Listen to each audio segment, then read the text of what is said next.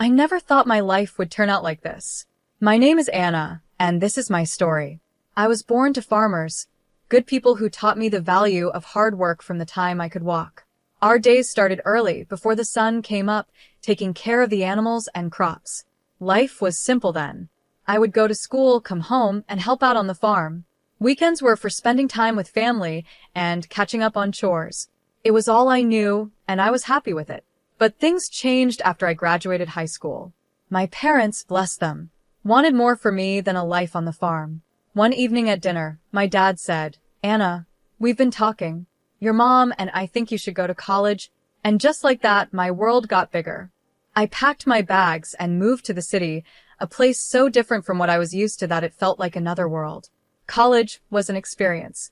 The classes were interesting, but it was the people that really opened my eyes. Students came from all kinds of backgrounds, with dreams and plans I had never imagined. Then I met Scott in my third year. He was charming, confident, and so different from the farm boys back home. Scott seemed to know exactly what he wanted from life. "Life's too short to spend it working all the time," he'd say, lying on the grass outside the library. "We should enjoy it while we're young." I was hooked. He made life seem like an adventure, not just a list of chores. We started dating, and before I knew it, we were talking about getting married. When I told my parents, they were cautious. They wanted to meet Scott and get to know the man who had won my heart. After Scott's first visit to the farm, my dad said, "He seems nice enough, but there's something I can't put my finger on. Just be careful, Anna." I brushed off his concerns. What did my old-fashioned dad know about love? Scott was perfect, and our life was going to be perfect too. My parents, being the kind people they are, paid for our wedding and even bought us an apartment in the city. "We want you to have a good start," my mom said, her eyes misty. "Thanks, Mom and Dad," I said, hugging them tightly. "I promise I'll make you proud." As Scott and I stood at the altar, exchanging vows and rings, I thought my life was all set. I had a husband who I thought loved me, a good job in the city, and a bright future ahead. The first couple of years of our marriage seemed fine to me. Scott and I both worked in the city, and we settled into a routine. But looking back, I can see the signs that things weren't as perfect as I thought. "Do we really have to go to your parents' farm this weekend?" Scott would complain every time I suggested a visit.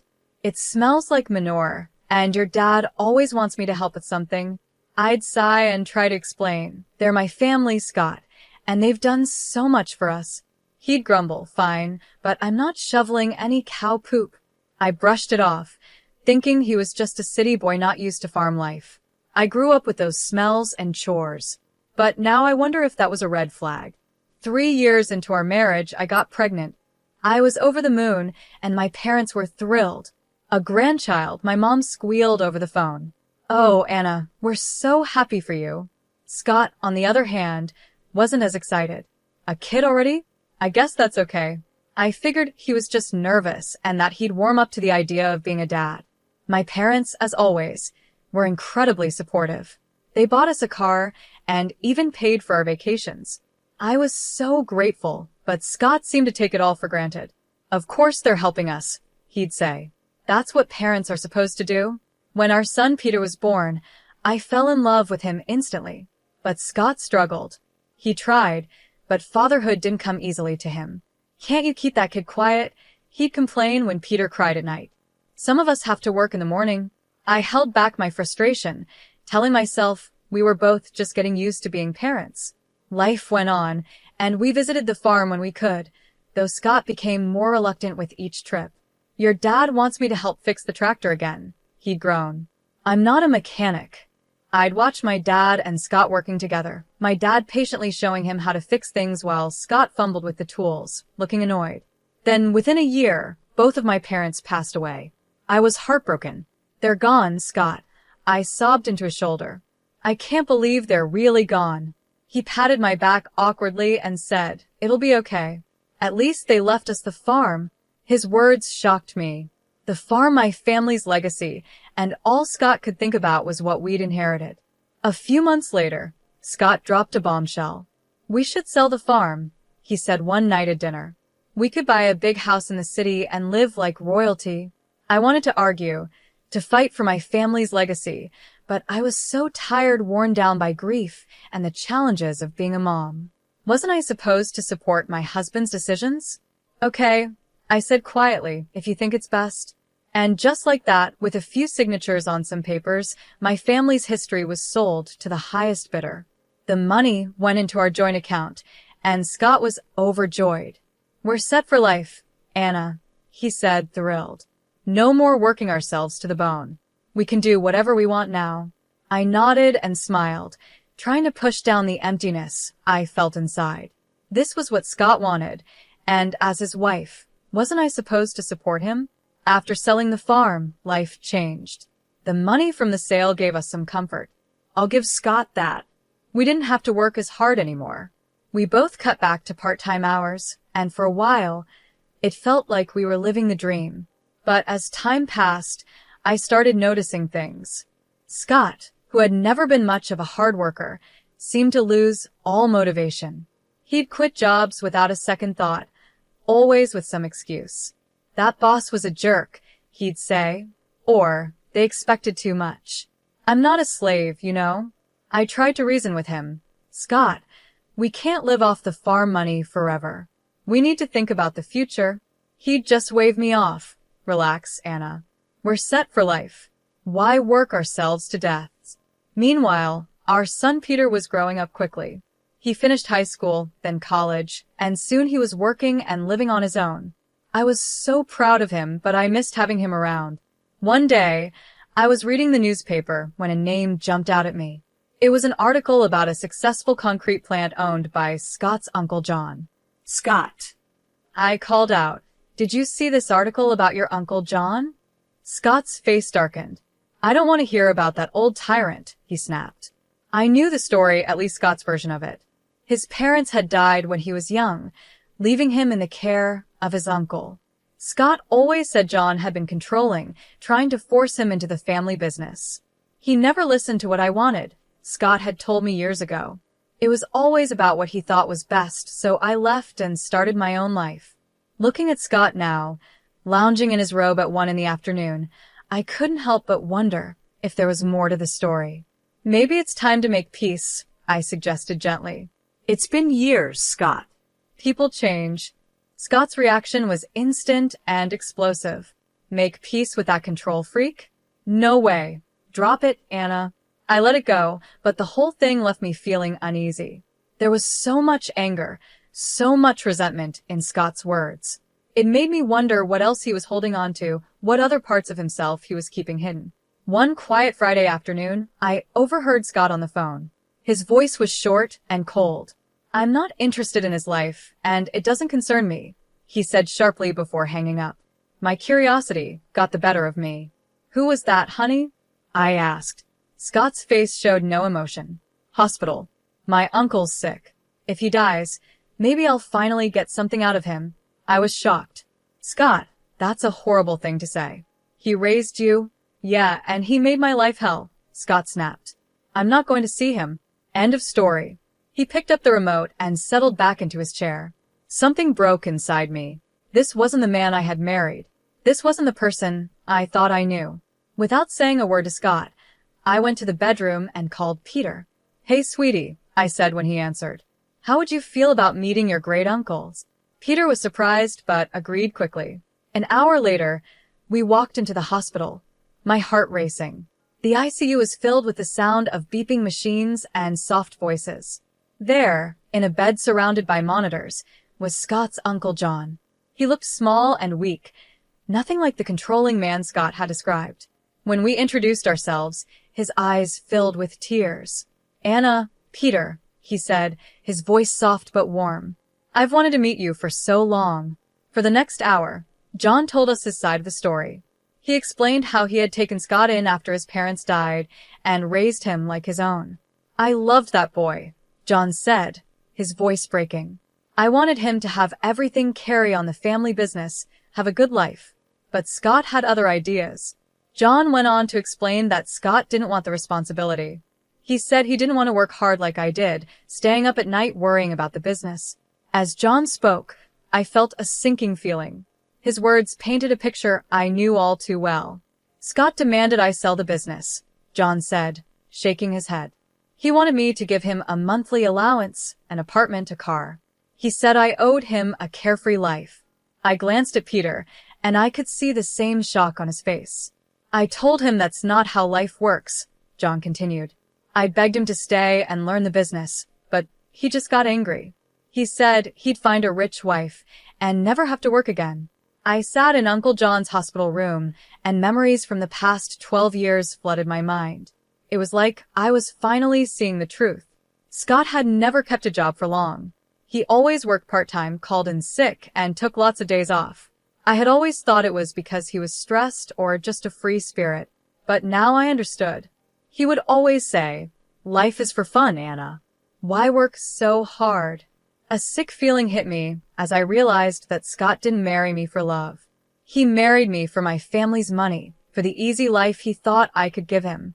I was just a way for him to get what he wanted, the rich wife he had promised his uncle he'd find. Tears filled my eyes as the truth sank in. Our life, our marriage, our family, it had all been built on a lie. Uncle John's weak voice pulled me from my thoughts. "I'm so sorry," he said. "I wanted to leave something for you and Peter, but I can't." "It's okay," I said, squeezing his hand. "We don't need anything." "I had plans," John continued, sounding upset. "A new project. It would have changed everything, but I ran out of time." Suddenly, John's face twisted in pain, and the machines around him started beeping urgently. A nurse rushed in. "You need to leave," she said. A few days later, the call came. Uncle John had passed away. When I told Scott, his reaction made my blood run cold. "Finally," he exclaimed, grinning. "Took the old bastard long enough." I stared at him, horrified. "Scott, he was your uncle. He raised you." Scott waved me off. Yeah, so when's the funeral? Do I need to go?" In the end, Scott didn't attend the funeral. Peter and I arranged it ourselves. It was a small, dignified service that I hoped would have made Uncle John proud. While I was mourning a man I had barely known, my husband was at home celebrating, calculating his new wealth. I overheard him on the phone when I got home, saying, "The factory's got to be worth at least $30 million. Can you believe it? I'm rich." I watched Scott strut around the house, bragging about his inheritance, and felt nothing but disgust. This wasn't the man I thought I'd married. He was a stranger in my husband's skin. Then things got even worse. One evening, Scott looked at me with cold eyes and said, "You know, Anna, you're getting kind of old for me. I think it's time for an upgrade." I couldn't believe what I was hearing. "Excuse me?" I asked. He shrugged, not even trying to look guilty. "You heard me. I'm rich now. I can do better." Over the next few weeks, Scott's behavior spiraled out of control. He stayed out late, coming home in the early morning, reeking of alcohol and perfume. More than once, I was left feeling like I had lost everything. I noticed lipstick stains on Scott's collar, and every time I confronted him, he'd brush me off. "Mind your own business," he'd say. "You should be grateful I come home at all." One night, as I lay awake, listening to him stumble in at 4 a.m., I realized something had to change. I couldn't keep living like this. I deserved better, but more importantly, I needed to know the truth about Scott, about the inheritance, and about the life I thought we had built together. One morning, after another night of Scott coming home at dawn, I'd had enough. "Where were you?" I demanded, my voice shaking with anger and hurt. Scott rubbed his bloodshot eyes and narrowed them at me. "None of your damn business, Anna. You should be grateful I even come back at all." I felt like I'd been slapped. "Grateful? Is that what you think our marriage is?" He ignored my question, his eyes calculating. "How much is left from your parents' inheritance? We must have some savings, right?" The sudden change of topic caught me off guard. "What?" "Scott, we've spent it all. The accounts are empty." His face twisted with disgust. "Empty? You've got to be kidding me." He paced the room, muttering to himself, then turned to me, his eyes cold. "Well, I guess that's it then. I'm done here. Done with you. Before I could respond, the front door opened and Peter walked in, his eyes widening as he saw the tension in the room. Scott's demeanor shifted instantly. He forced a smile and walked over to our son. Peter, my boy, just the person I wanted to see. I need you to sign something for me. Scott pulled a document from his pocket and handed it to Peter. It's just a formality. You're giving up any claim to Uncle John's estate. Since there's no will, it all comes to me anyway. Peter looked confused, glancing at me for guidance. After I gave him a small nod, he signed the paper without hesitation. Scott's grin was triumphant as he grabbed the document back. Then, as if a switch had flipped, he turned to me, his voice cold and flat. I want a divorce, he said. I never loved you, Anna. I just put up with you for your parents' money. But now I'm rich. I don't need you anymore. His words hit me like a punch, even though deep down I had suspected this. Hearing it laid out so bluntly was still devastating. I'm moving to Uncle John's house, Scott continued, already packing a suitcase. Don't try to contact me. It's over. And just like that, he was gone. 33rd years of marriage packed into a suitcase and out the door. I stood there, frozen, trying to make sense of what had just happened. It felt unreal, like a bad dream. I couldn't hold it together any longer. Mom? Peter's voice was soft, full of concern. Mom, are you okay? I turned to look at my son, my steady rock, and the dam broke. Tears poured down my face as Peter wrapped his arms around me. It's okay, Mom, he whispered, holding me tight. We'll get through this. You're strong, and you'll be okay. As I clung to him, sobbing into his shoulder, I couldn't help but be amazed at the man he had become, kind and compassionate, everything his father wasn't. Then I realized something. You're the best thing he ever did, I whispered to Peter. The only good thing to come out of this marriage. Peter hugged me even tighter, and in that moment, I knew that no matter what happened, I wasn't alone. I had my son, and together, we'd face whatever came next. The weeks after Scott left were a blur of pain and disbelief. I tried to stay strong, to focus on moving forward, but it wasn't easy. Scott seemed determined to flaunt his new life right in my face. It started with his Facebook posts, pictures of Uncle John's mansion, which was now Scott's home, filled his timeline. I tried to ignore it and focus on healing. Then, the photos changed. A young woman started appearing in them. She was blonde, beautiful, and barely older than Peter. In one photo, Scott had his arm around her, both of them smiling at the camera. The caption made me feel sick. Meet my fiancée, Joyce. Upgrade complete. The calls started almost immediately. Friends, acquaintances, even some of Peter's old teachers reached out. Anna, dear, is everything okay? We saw Scott's posts. What's going on? I couldn't take it anymore, the humiliation, the constant reminders of Scott's betrayal. It was all too much. So, I did something I never thought I'd do. I called Scott and asked to meet. After speaking with a lawyer, the day of the meeting arrived. I waited at our old favorite cafe, divorce papers in hand. Scott strolled in with Joyce on his arm. She couldn't have been more than 27, her face covered in makeup, giggling at something Scott whispered in her ear.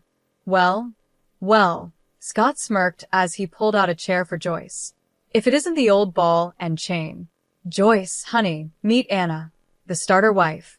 Joyce gave me a pitying look that made my blood boil, but I kept my cool. I have the divorce papers here, I said, sliding them across the table. I'm not asking for much, just the house. You can keep everything else. To my surprise, Scott picked up the pen without a word. Fine, have your little house. I've got bigger and better things now, Scott said as he scribbled his signature on the papers. Then he turned to Joyce, his voice dripping with fake sweetness. Now I can finally be with someone I truly love, someone worthy of me. I gathered the papers, my hands shaking a little, and walked out of the cafe. Behind me, I could hear Scott's mocking laughter, but I didn't look back. I had what I came for. The next day, I filed for divorce. As I handed the papers to the court clerk, I felt a huge weight lift off my shoulders. For the first time in months, I felt like I could breathe again. Life has a funny way of bringing justice when you least expect it. For me, it came in the form of a newspaper headline. Local business tycoon's empire crumbles, nephew left with massive debt. It turned out Uncle John had taken out a huge loan just before he passed, hoping to expand his business. He had mentioned something about a new project during our hospital visit, but Peter and I hadn't understood the impact at the time. Now it all made sense. I watched from afar as Scott's new life fell apart. He sold the factory, the mansion, the cars, everything, and he still owed nearly $1 million. The icing on the cake? His young fiancée, Joyce, packed her bags and left as soon as she realized Scott wasn't the rich man she thought he was. I'd be lying if I said I didn't feel a bit of satisfaction. Karma had finally caught up with Scott. Then one rainy evening, there was a knock at my door. I opened it to find Scott standing there, looking nothing like the smug, wealthy man who had walked out on me months ago. He was a mess, his eyes red and desperate. "Anna," he said, his voice cracking. "I've been such a fool. I see that now. Please, can we talk?" Against my better judgment, I let him in. For the next hour, I listened as Scott poured out his heart. He told me how he had lost everything and realized what really mattered in life.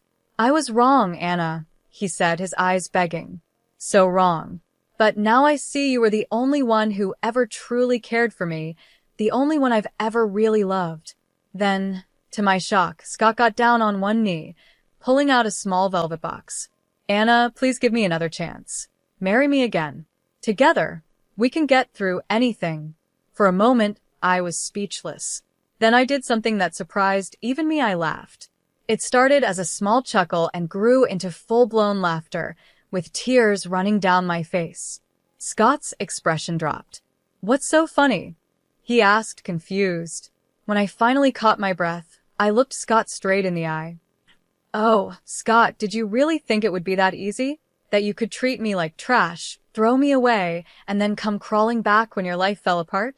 His face darkened, and he stood up, angry. "Now listen here," he snarled. "This is my house too. I have rights."